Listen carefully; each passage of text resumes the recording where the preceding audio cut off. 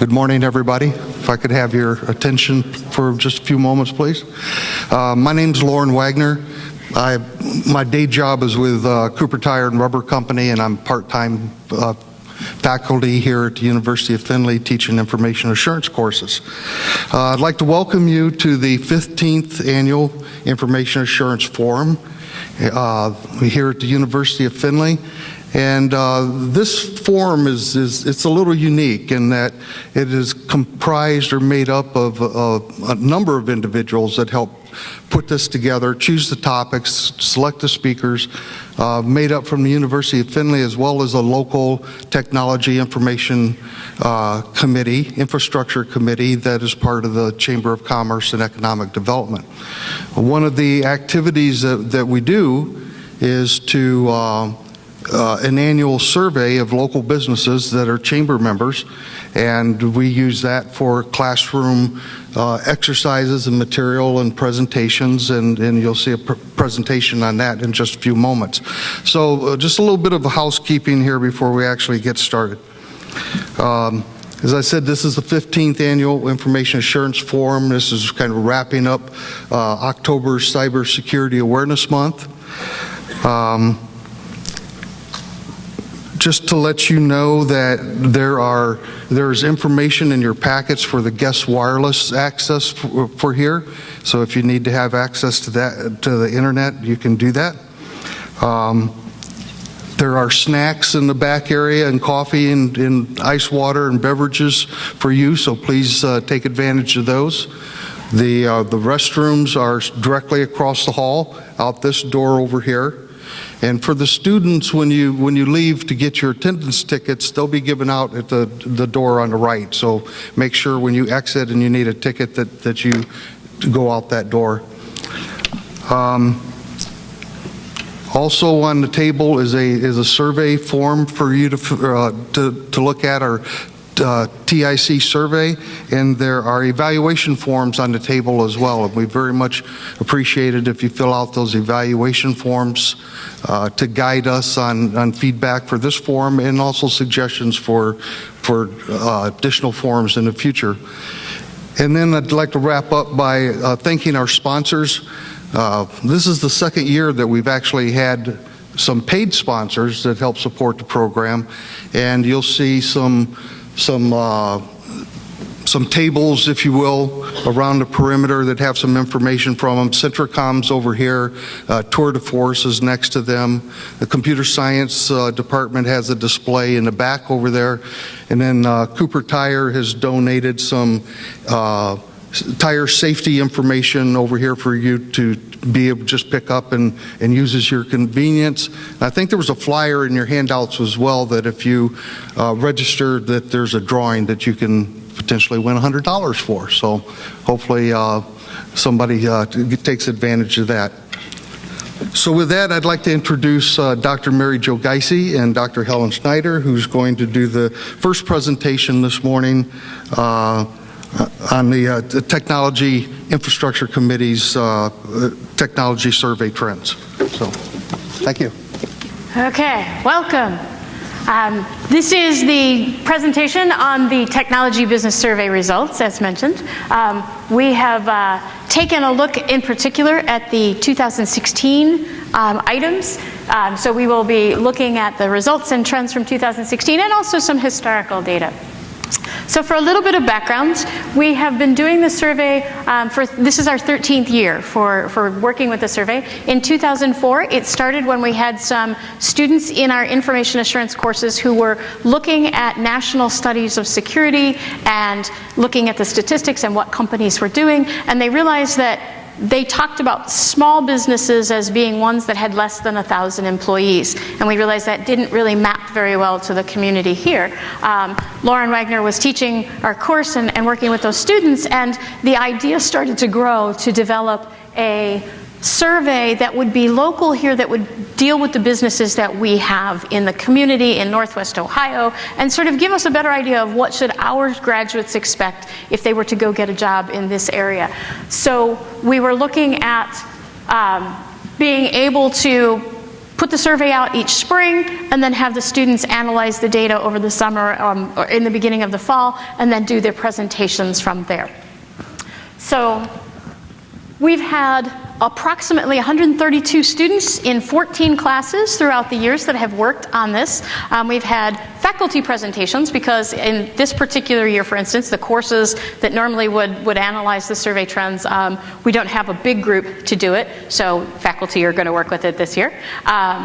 And the things that our students have learned from this have been really valuable. They've learned that real data are messy. They don't always match up the way they want to. You ask a survey question and say, if you answered yes, please tell us why. And people answer even when they told us no. So it was kind of a good thing for them to see that, things sometimes don't work the way you expect to. How are you going to deal with that? How are you going to cope with it? How are you going to analyze it? The survey results are self-reported. I would sometimes get students that would be working on the data and they're trying to go through it and they would say, this is just wrong. They answered this wrong. And I said, but this is a self-reported, this is their perception, this is their understanding. If you ask them whether their network is wired or not, and they say it is, you kind of have to go with that's what they understand about their environment. So it was sort of an interesting learning experience for the students to realize that businesses answer these surveys, and sometimes the person answering it is not necessarily, they don't know all the terms that we've put in the survey. And there are copies on the table,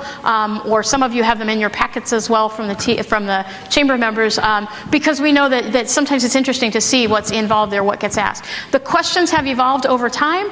The answers have changed over time. When we start asking about what kind of backup material you use, backup media you use, those things change because the technology has changed in the past 13 years.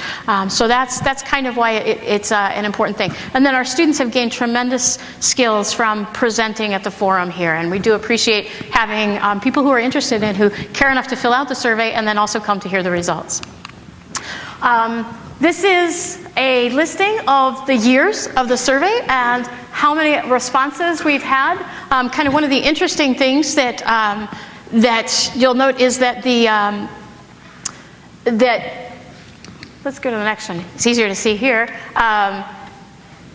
The number of survey responses that came in paper, our first year we had the greatest response to the survey. Lots and lots of results on paper, not so much online, and every year it's been sent out to each member of the Chamber of Commerce. They get a paper copy, but they also get links in the e-newsletter and that sort of thing to fill it out. Hopefully some of you have filled it out before. But you can see we've gotten to the point where it's about evenly split, people that return it in paper form and return it online. So I'm going to look at the questions, the new questions that we've put on that kind of had some interesting results this year. First of all, we asked a question. We were dealing with big data in a recent forum. We started asking these questions, and we said, well, who's handling data in your businesses? We've asked for a while what kinds of analytics they're using, or are they using analytics? But we said, who is involved in focusing on data management, data quality, business intelligence, analytics in your business? And there were 68 of our 117 responses where people didn't even answer it. So either they didn't see a category that fit there was a yes and a no, and then there was no answer. And whether they didn't know who it was or they didn't have anybody to do that, we aren't really sure, but we see that number is there. And I think this is probably the beginning of a trend. We'll see this number will eventually go down, but this is where it is now. The first time we asked that question. What kind of organizational tools are you using for data visualization? And here we have 96 organizations that are using at least one package. And as you can see, Excel is the tool of choice at this point. That's what people are really focusing on. Crystal Reports also has a pretty decent representation there. A little bit of Splunk and Tableau. Networks and ClickSense, just a few, just one. But it is hitting that point where we're starting to see more variety there. So those are the tools that are being used in the local area. What kinds of technologies are they using for secure remote access? We've asked people, do you allow remote access to, we've asked companies, do they allow remote access to their resources? And so we wanted to know, well, what do they use to help ensure that it is secure when people are accessing their company data remotely? VPN connections are definitely the most commonly selected. 20 of the organizations had 2 or more choices, technologies that they were using. Note that unsure is our next biggest category. If your technology that you're using is unsure, that might be a problem. But then we have a variety of certificates, VDI, two-factor authentication, SAML, so a few other choices that are there, or a few other things that people are using in the businesses here locally. But right now, VPN is still most commonly used. What kinds of devices are allowed for remote access? So this question was asking, if your business allows remote access, how are you allowing people to access it? Are they coming through with company-provided devices, or are they using their own personally owned devices? Because the theme of today's forum is insider threats, and when we talk about how you're accessing that data, if it's from your own phone, what happens on that phone may be different than what happens on one that's issued by the company. As you can see, most of the remote access here is actually happening from company-provided devices, both company laptops and smart and mobile devices. But we do have a significant number of smart and mobile devices that are owned by the individuals as well. And big companies, small companies, sometimes there are differences for those decisions.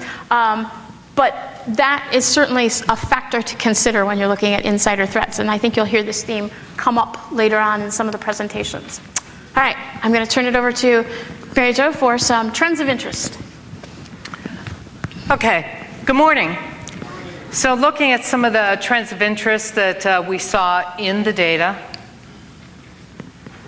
figure out how to use this, okay? So looking at some of the backup media that was used, I picked out, these were the most common ones that we saw in terms of over a trend of 12 different years. So this does cover over 12 years. To kind of make this easier, we can see, as I would expect, that tape is going out the door, okay? Tape is being used less frequently all the time in terms of backup media.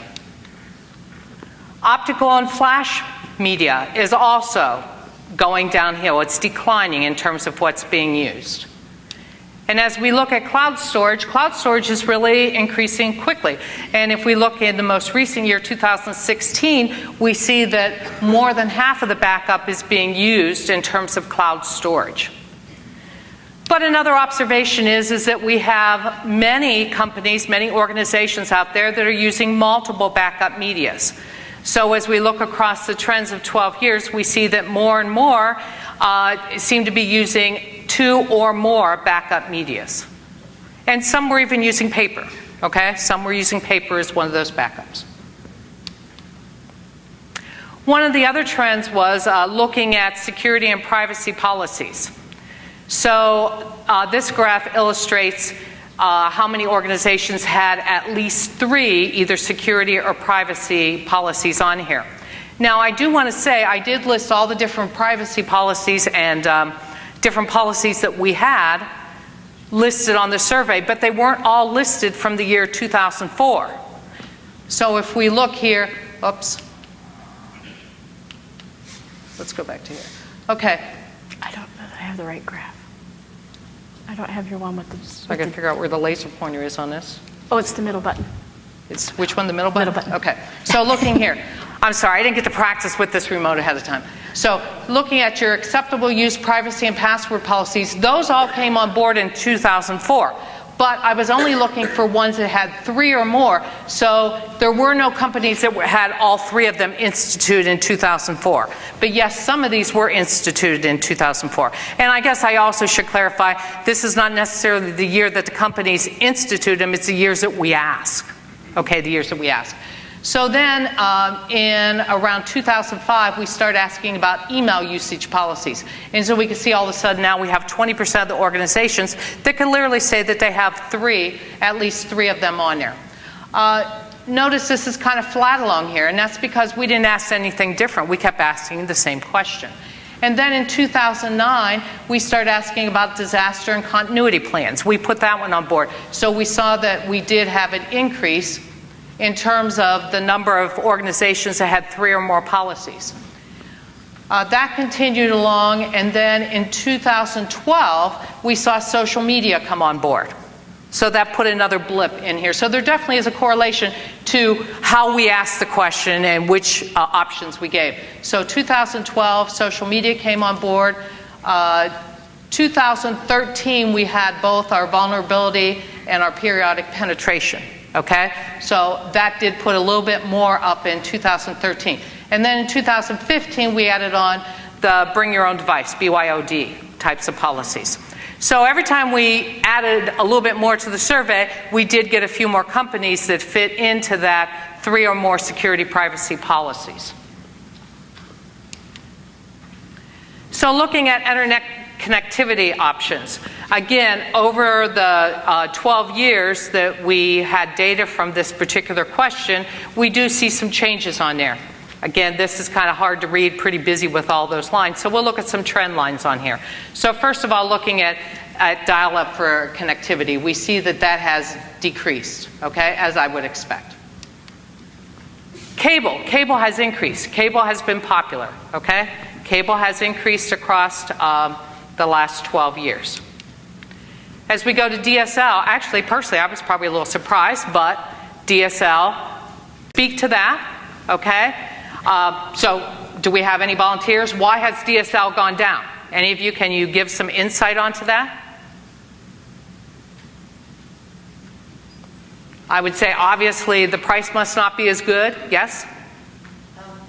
DSL is typically provided out of a central office. They install a DSAM. So the availability of it isn't always there, and the reliability is not. Right. As good as if you were on fiber or video. Well, it's certainly showing that it's not as considered as good in the organizations. Yes, Bill? AT&T's trying to phase it out, too, so they're trying to buy over to UVerse and get on board the higher spectrum of bandwidth. Right. Makes sense, though.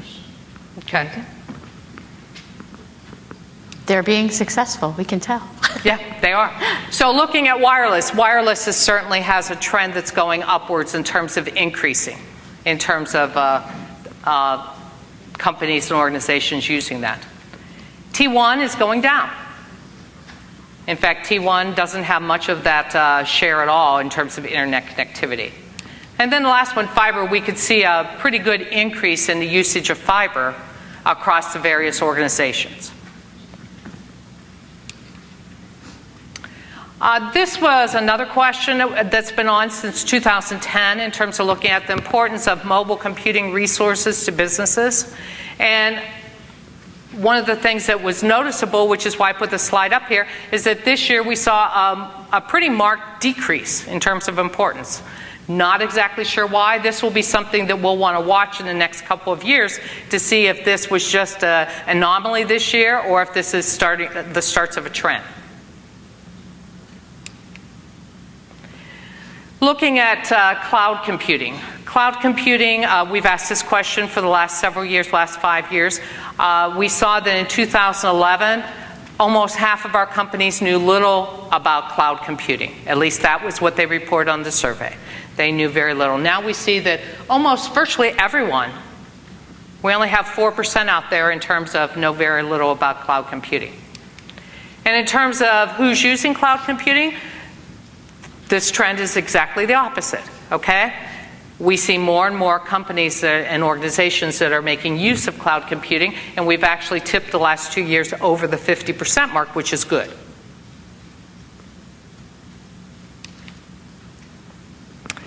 So a couple things, and I'm going to pass this back to Dr. Schneider here. We want to talk a little bit about maybe kind of a review of some of the trends that we saw here. So in terms of those lessons learned, or what can we gather from our landscape, we see that companies are definitely evolving and changing with the times. We know that certainly the way we ask the questions makes a difference. We have always hoped that the survey helps spark people to ask questions. So companies that are getting these surveys and saying, do you use cloud computing, and they don't know what it is, we hope they'll ask about it. And maybe that has helped push some of that trend here locally, that people are learning more about some of those things and asking. Obviously, we have a lot of questions that we've asked. Do they know about virtualization? Do they know about software-defined networking? There's a couple of other technologies we ask about, and they've not seen that increase, haven't seen the reason to use it. So, it doesn't, just asking the question isn't enough, but perhaps it sparked some conversations that have maybe led companies to look at what is of better use to their particular organization. And I know we'll have a presentation later today about the security in cloud computing. So we have those are our trends. We will be modifying the survey and looking to ask new questions. So in the spring, there'll be another one coming out. The presentation here will be posted on YouTube, so if you saw some of those graphs and you're interested in some of those trends or you want to look, the presentation will be on YouTube. The iaforum.net site, where many of you found your registration information, will have the links for the sessions when they are up. And if you certainly have any questions about this, you can contact Dr. Geisier or I. Any questions right now? I guess one other thing that I want to add is that there's no way in just 15 minutes or so we can go over all the survey results. There are about 68 questions. 64, I think. 64 questions, somewhere in the 60 range. They're on your table. And, we did leave some of the questions as well for our 2 student presenters. They will talk about some. So, probably all told, we had about a dozen of the questions combined. There are lots of data are being collected. And as Dr. Schneider said, some of the data are a bit messy to go through. But it is fun to go through it. It is fun to see what some of the things have changed over the years. And another thing that I do want to take a second to comment on too is that, a lot of the questions have been added based on the topic of the year in terms of whatever that topic is. And the TIC committee picks a topic, they pick it a year in advance, and I am always amazed about what an awesome job that group does in terms of coming up with a topic a year ahead of time, that by the time that year comes, it is the perfect topic to talk about. And I think a lot of times we've seen those trends within the survey too, that yes, that was the right time to ask those questions and to see the increases. So are there any questions at this point? Okay, hearing none, we'll prepare for our next presenters, our student presenters.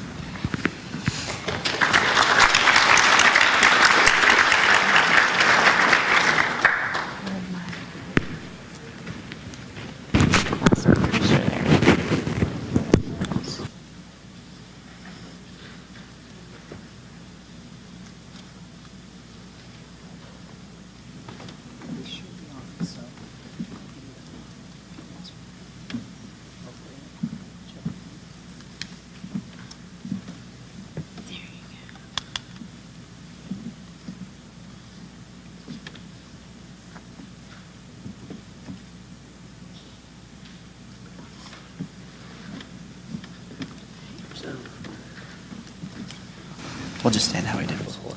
I'll just stand here. You just stand there. So this is Nick and Nolan, and they will introduce themselves, but they're from our Information Assurance courses, our capstone class.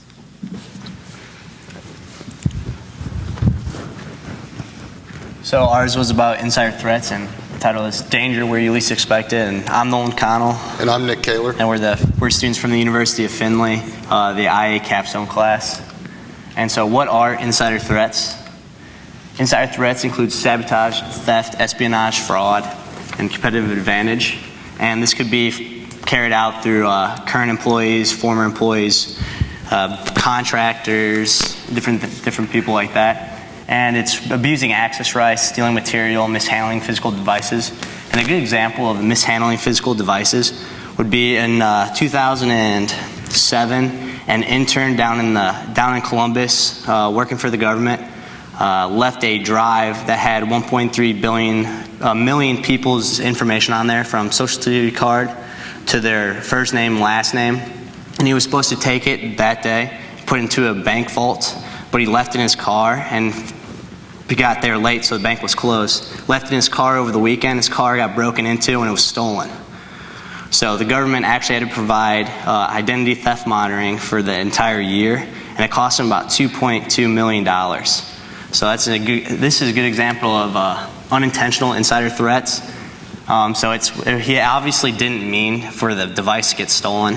So it was without malicious intent, and a good example of how to prevent it would be training, go through training. So if you train somebody, an example of the training would be telling your employees how to do, if they know, they can tell the emails if they look suspicious, links on emails or emails from the CEO of a company. If it looks suspicious, don't click on the links. Just easy things there. And have strong policies enforced. So example would be for the intern. If a policy was, if the bank is closed, He'd come right back to the company, put it in the company's vault, or leave it in the company's headquarters instead of leaving it in his car over the weekend. So otherwise, that could have been easily prevented. Intentional insider threats. This is using it intentionally, misusing access, so with malicious intent. So employees know about the ramifications, a way to prevent it. So if they know if they're going to break into one of their database and steal information, if they know they're going to get sued, go to jail, different things like that, it's a good way to deter insider threats. Another one is screen employees before hiring.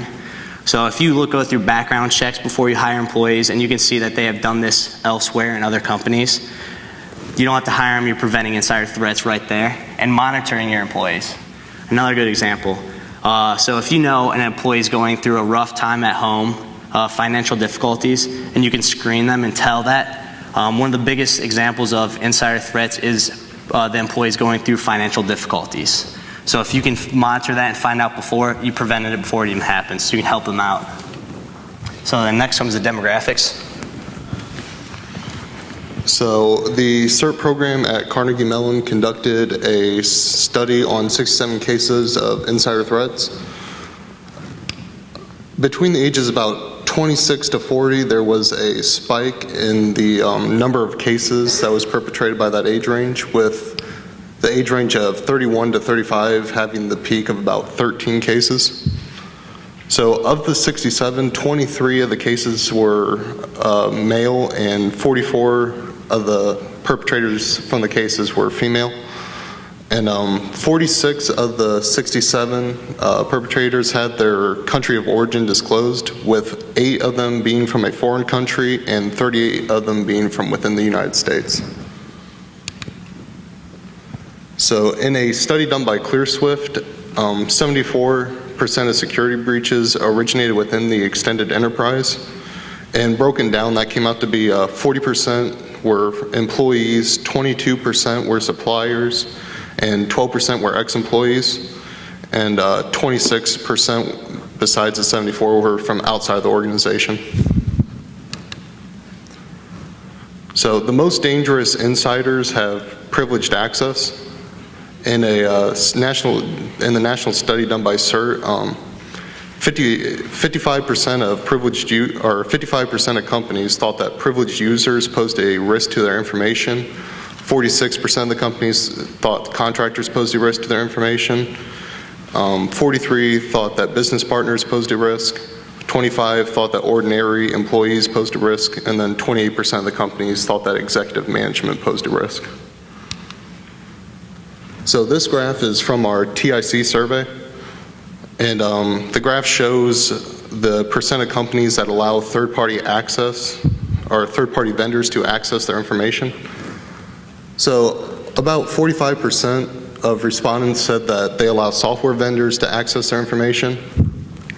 Around 40% said that they allow hardware vendors to access their information, and about 25% said that they allow security system vendors to access their information, with the rest being all under 10%. So next we're going to talk about who is being targeted. In an international study done by Vormetric, they asked companies around the world how they perceive threat levels in their organizations and if they felt vulnerable or not vulnerable. So in the United States, 93% said that they did feel vulnerable, which was the most out of anybody. So the United States feels the most vulnerable, with 7% saying that they did not feel vulnerable. And on the other side, Germany felt that they were the least vulnerable, because only 82% said that they felt vulnerable, and 18% said that they did not feel vulnerable. And on a global average, 89% said that they felt vulnerable, and 11% said that they did not feel vulnerable. So next we go to the national. It says 92% of the organizations have experienced a data breach in the last 12 months, and 40% of these have been internal data breaches, which have grown. So it's easy to prevent internal breaches compared to external breaches by doing a number of different things, like monitoring, like you saw before, just have strong policies. And then right here is some different business sectors that have experienced data breaches. This is actually from the CERT, the Carnegie Mellon. Came from in 2012. That was added in 2012, a number of different cases. As you can see, banking and finance is the highest by far at 181 cases added that year. This is because the main reason for the insider threats is financial gain, and who has better access to money than the banking and finance, or access to the most money. Next is the information technology at 84, followed by the governments, or the higher ones, and healthcare and public. And this is because, we believe, because they have access to all the kinds of information, whether it's Social Security, especially for the healthcare one right here. It's like what kind of diseases, if they have any, what kind of illness is. They have all the information, and like information over people is like power, basically. So they could like blackmail other people or do any things like that. And some other examples of some other business sectors that were not on there are from like the information and telecommunication, energy, education, defense, agriculture, and food. So really, no matter what sector you're in, you're vulnerable to an insider threat attack. And this is a local one from our TIC survey. As you can see, our highest one is manufacturing and operations at 9.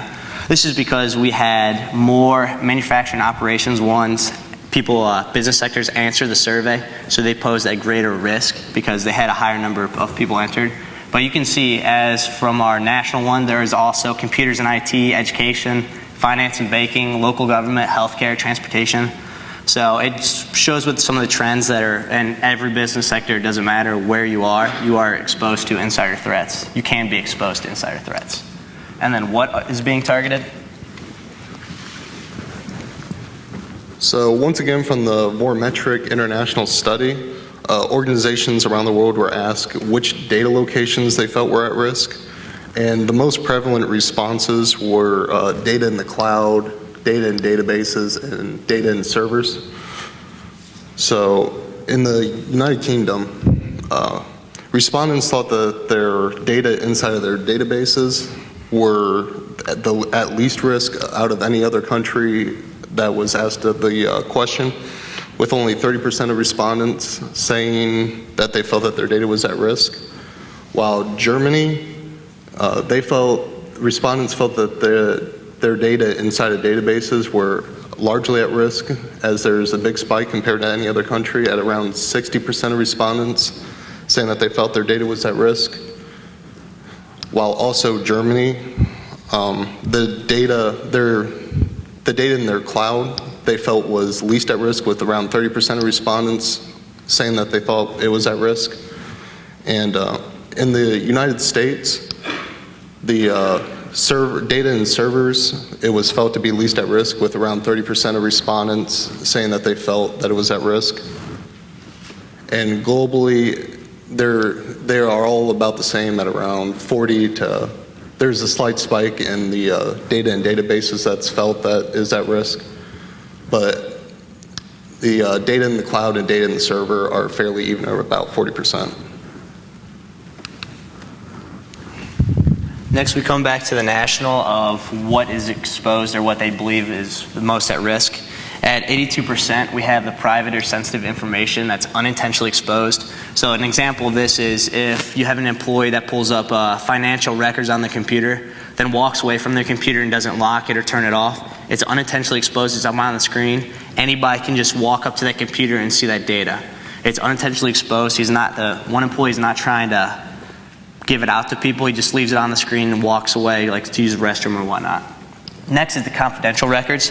This is at 76%, followed by customer records at 71, and employee records at 63. For the customer records, if you have another competing company and they offer you money to steal a customer record, you can easily just take that record, take it to the company, and then they have competitive advantage over that particular company. And here's an example of this internal security threats by data type. As you can see, as this transactional data type right here, the greatest risk posed is existing employees with malicious intent. So this would be the intentional insider threats, and that poses the greatest one right here. And for the other ones, whether it's supply chain, employee, product, service, financial, and customer, the one that poses the most risk would be the ex-employee there. And another great example, an example of why people have insider threats, is for revenge. So that's what we believe for the ex-employees. It's revenge on that company. And as you can see, these colors right here look a little bit alike right there, but one of them right there is the existing employee, but that's unintentional. So it'd be the unintentional insider threats. As you can see that they still pose a risk in all of the other data type sectors right through here, whether it's employee, product, service, transaction, or supply chain.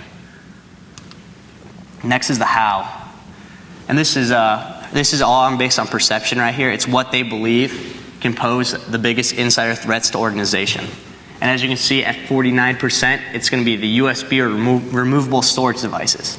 So if somebody plugs in, a lot of companies don't allow USBs in their companies unless it is company issued.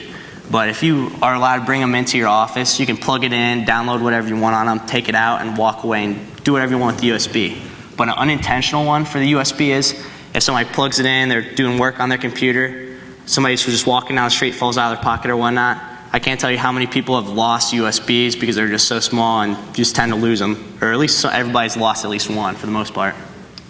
Next is users not following protocol or data types, data policies at 47%. So if the government down in Columbus had a policy about if the bank's closed, you can't put the drive in the vault, come back to the company and put it back into our safe or whatnot we have there, easily preventable. Next is employees not using authorized applications for work at 40%.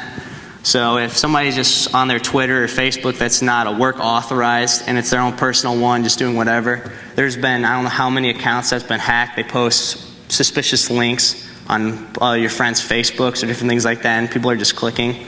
That goes in hand with the next one of the links and emails at 38%. This is phishing, like viruses. They post phony emails. You get emails from the CEO of the corporations, like why would I get an email from him? And it has this weird link on it that says, please click here to fill out a survey. You click on it, you download a virus or whatnot on your computer. Next is the local. This is from the TIC survey. It's the types of information, security attacks. And as you can see, virus is at the highest at 18%, followed by phishing, a little over 14, and then ransomware, a little bit over 12. And this is a choose all that apply. So you can have companies that select virus and phishing or give or take which ones they want. This is also, and this does not technically have to be insider threat, but for some of the ones like phishing or virus, their employees clicking on the link. So it's more than likely insider threats. It's more probably unintentional. They're just clicking on stuff, not trying to download whatever it is. But you could also have outsider threats, download viruses or whatnot to the computer as well. And then why are there insider threats?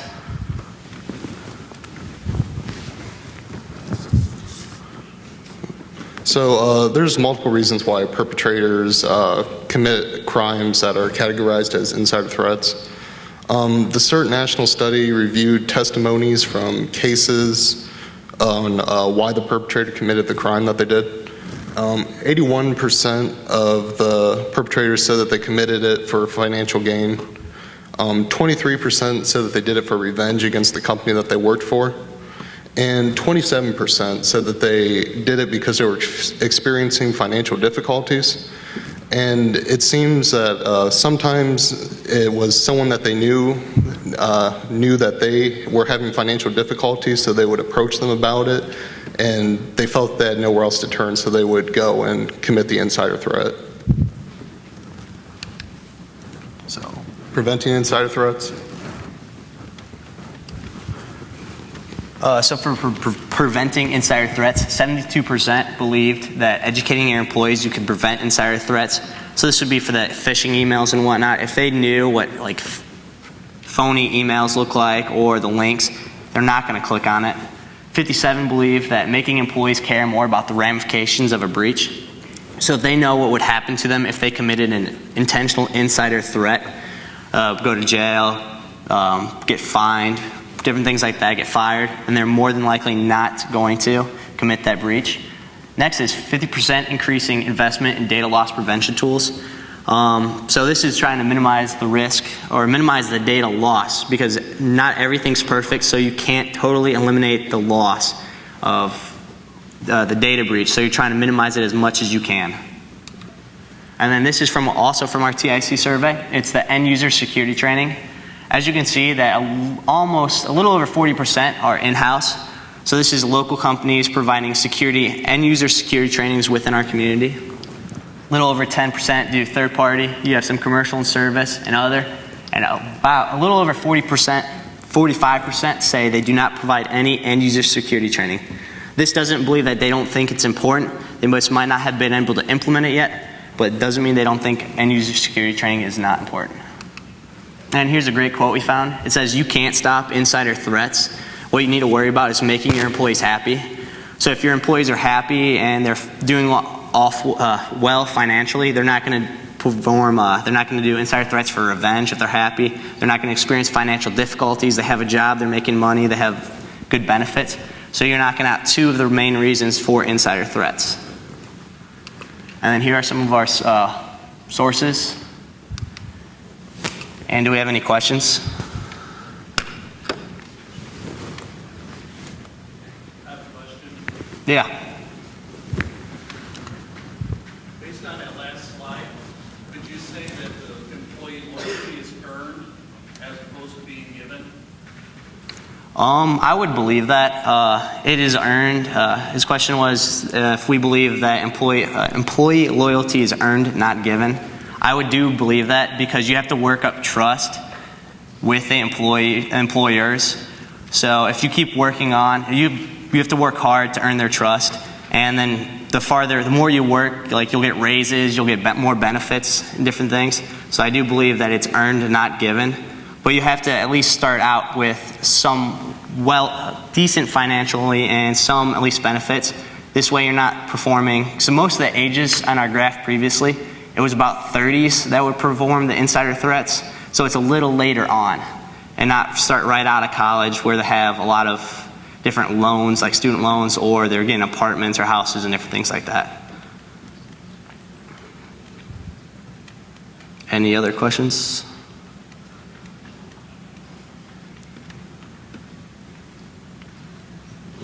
All right, that's it.